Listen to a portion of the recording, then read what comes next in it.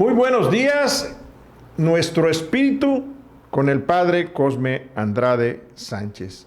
Bien, aquí estamos, Padre, como todas las semanas, fieles a esta palabra que usted tan dignamente nos dirige y nos aconseja y nos lleva por el camino que debe de ser en cuanto a el tránsito de nuestra vida por esta famosa tierra que poblamos millones y millones de seres humanos. Hoy el tema, por así decirle, habla sobre lo maravilloso de nuestra vida cristiana. Es que no consiste en ver los milagros ni en ser testigos presenciales de tan hermosos sucesos. Si así fuera, cuando vemos a Cristo levantar a los muertos, sanar a los leprosos, dar la vista a los ciegos, multiplicar los panes y los pecados, dar total movilidad a los paralíticos, demostrarle a Natanael que él lo vio bajo la higuera, etcétera, etcétera, las multitudes creerían y seguirían a Cristo con un estrepitoso y ferviente amén. ¿Es así como debe de ser, Padre? Efectivamente, si nosotros somos testigos presenciales de algo maravilloso, gloria a Dios, ¿verdad? Y nos puede tocar en cualquier momento de la vida, porque precisamente la fe es para proyectarla, para vivirla, para hacer de nuestra vida algo extraordinario, algo milagroso, algo inédito.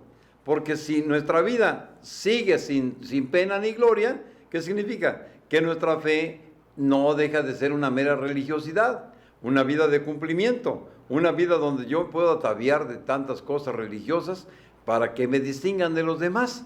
Pero ese distintivo que me pongo, llámese rosario, por el debido respeto que nos merece todo esto, que son objetos sagrados, ¿verdad? Llámese hábito, llámese lo que se llame.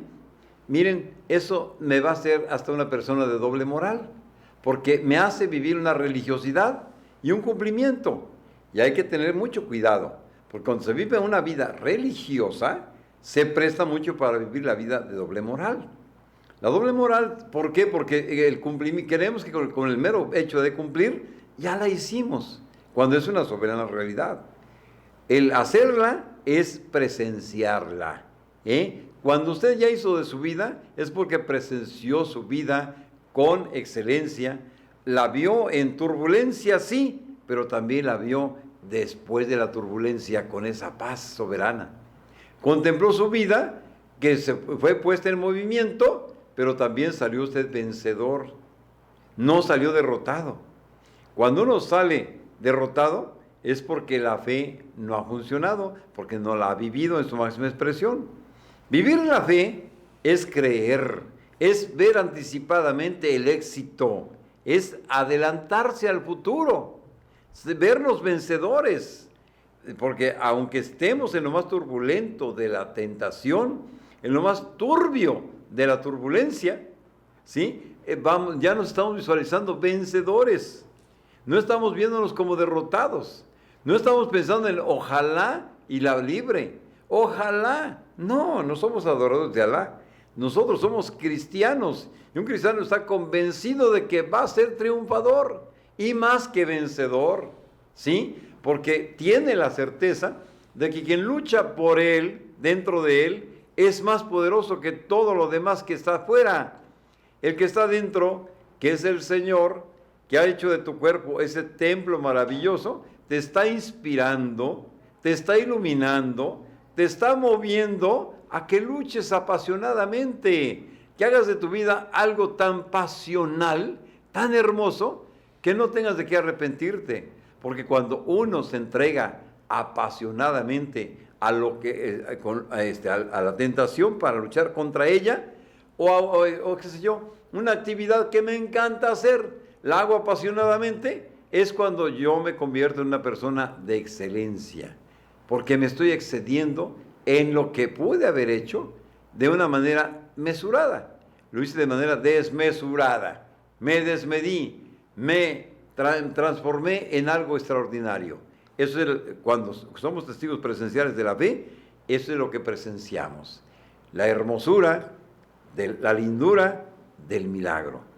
lo extraordinario de nuestra vida que se torna en algo inusitado. Los milagros no producen la fe. Es la fe la que provoca los milagros. Y los milagros que anhelamos son el que muchos milagros se salven por medio del conocimiento de Cristo. O sea, muchas personas se salven por medio del conocimiento de Cristo, para ser más precisos, del Padre y por la guía del Espíritu Santo. Así debe ser. Debe ser. Dice, Cristo remarca perfectamente esta gran verdad. Y esta es la vida eterna. En esto consiste la vida eterna, en que te conozcan a ti, Padre amado, y aquel a quien tú has enviado, a Jesucristo, a mí, a Jesucristo. Entonces, cuando conocemos al Padre a través de Cristo, es cuando tenemos ya la vida eterna. La pregustamos, la saboreamos, estamos inmersos en algo tan hermoso, de ese líquido vital del que no queremos salir, porque estamos precisamente en el lugar adecuado y propicio para que la gracia de Dios sea superabundante en todos nosotros. La gracia de Dios que nos ilumina, que nos mueve, que nos transforma, que nos hace más que vencedores. Por eso, estar en la jugada de la salvación, estar en la vida eterna, es jugar a que también los otros se salven.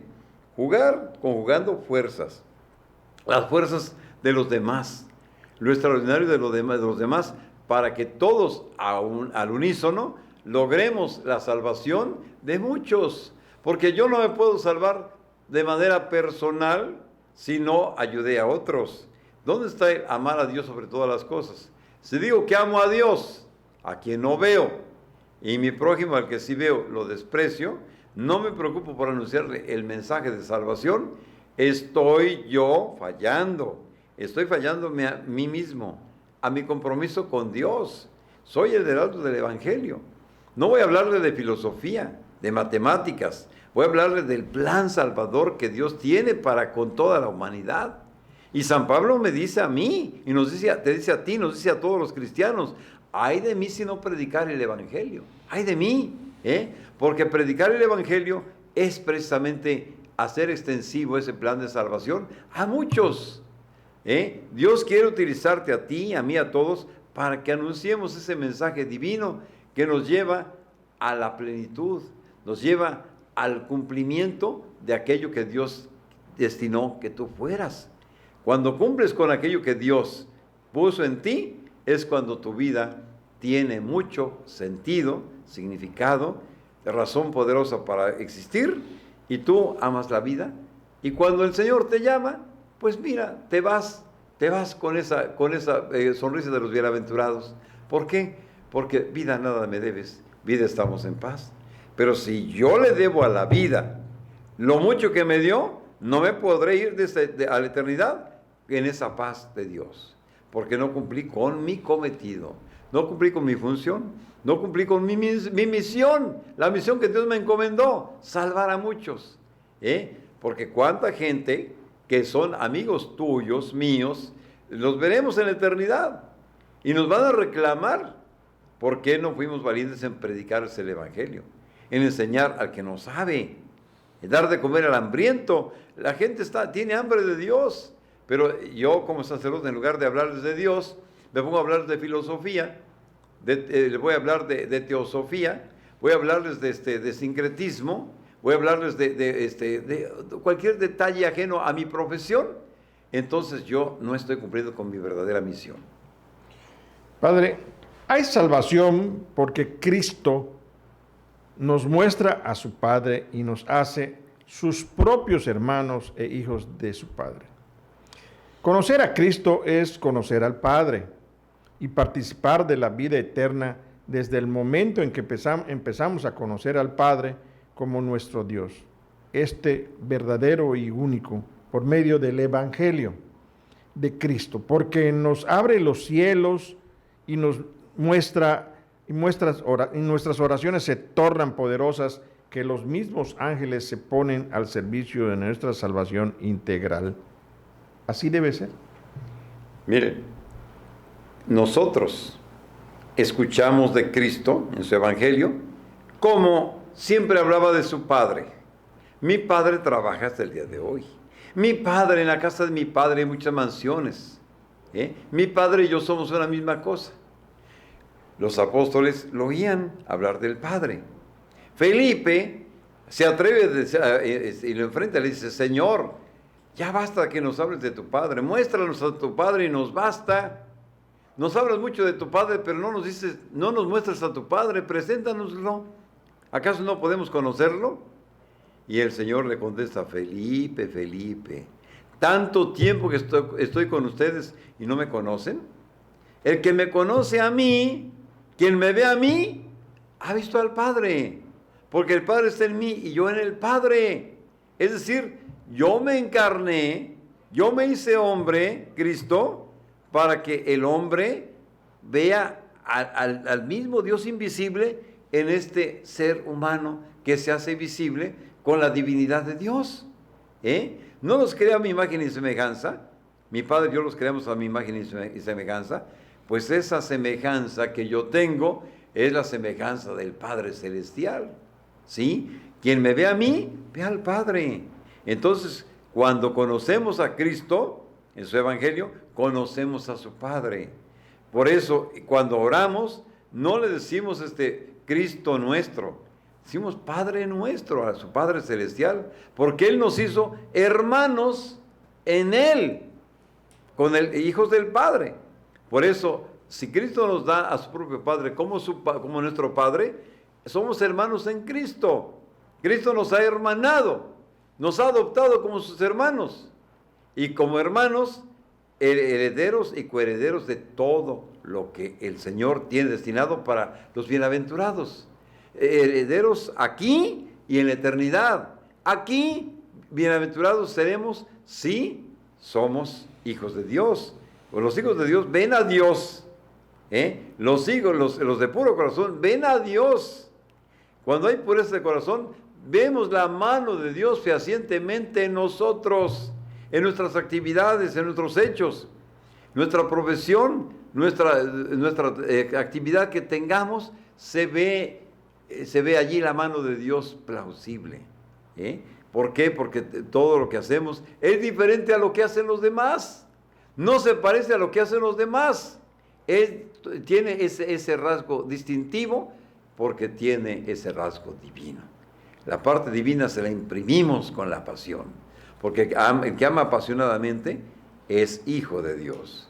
Por eso la pasión dolorosa de Cristo, ¿verdad?, nos lleva a que también nos entreguemos de manera apasionada.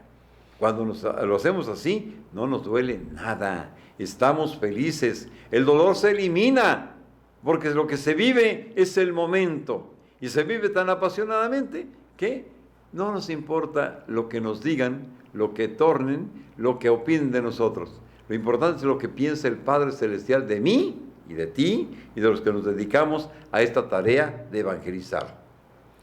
Padre, por último, solo Cristo, quien ha estado por siempre junto al Padre eterno, está autorizado para hablarnos de las realidades celestiales. Pero aquí es donde yo quiero aumentarle a esta pregunta lo siguiente: orientar para saber. Hay una película que se está poniendo en los cines de la localidad que se titula La Cabaña. El tema es un poquito bastante difícil de entender, pero queremos su orientación. El tema es el secuestro de una niña y el asesinato de esa misma niña, de unos padres que posteriormente son atribulados.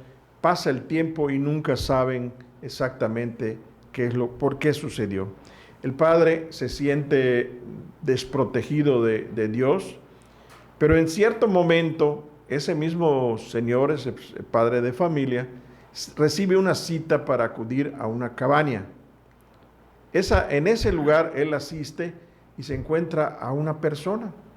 Esa persona, pues, con un dejo de propiedad en cuanto a lo que le decía, le empieza a explicar el por qué él no entendía qué es lo que había sido y por qué se había permitido el asesinato de esa criatura. Y esto nos lleva a reflexionar para hacerle la siguiente pregunta. Orientar para saber. ¿Es Cristo quien baja? Porque después desaparece esta misma persona que estaba orientando a ese padre atribulado. ¿Es Cristo quien baja siempre en determinados cuerpos para poder orientar? Cuando se vive la vida cristiana, la vida de fe es la vida del milagro, la vida de la presencia de Dios, no la vida de la ausencia. Cuando se vive la ausencia de Dios, el vacío de Dios, el vacío espiritual, es cuando se pierde toda esperanza. Es cuando se acude al sincretismo religioso. Es cuando acudimos a los magos y adivinos, a los brujos. Pero cuando se tiene la fe bien puesta en el Señor mismo se vale de 1000 formas, de 1000 maneras, para hacerse visible, audible, perceptible y darte la solución a tu problemática que te está angustiando, ¿sí? Pero para ello hay que tener fe. Al que tiene fe, todo le es posible. No hay imposible para él. Espera hasta el último momento y ve que efectivamente su oración, su fe, tuvo respuesta. Y la respuesta más acertada, la respuesta que lo transformó a él, que lo dejó con el ojo cuadrado porque vio que la mano de Dios efectivamente estuvo allí, ¿sí? Cuando vemos este tipo de tramas en el cine, en el teatro, en cualquier obra que se haga, vemos cómo se plasma lo que realmente tenemos dentro de nosotros. El que tiene la fe, pues plasma las obras de la fe, ¿sí? Y vemos cómo en secuestros, cuando aparece la víctima, aparece, ¿por qué? Porque la familia se puso en oración, o la madre estaba con una oración que conmovió al mismo cielo, que hizo que los secuestradores, ¿verdad?, se desatendieran de la víctima y se escapara esa víctima, ¿sí? Porque, ¿qué pasó con San Pedro cuando estuvo prisionero en la cárcel allí en Jerusalén? ¿Sí?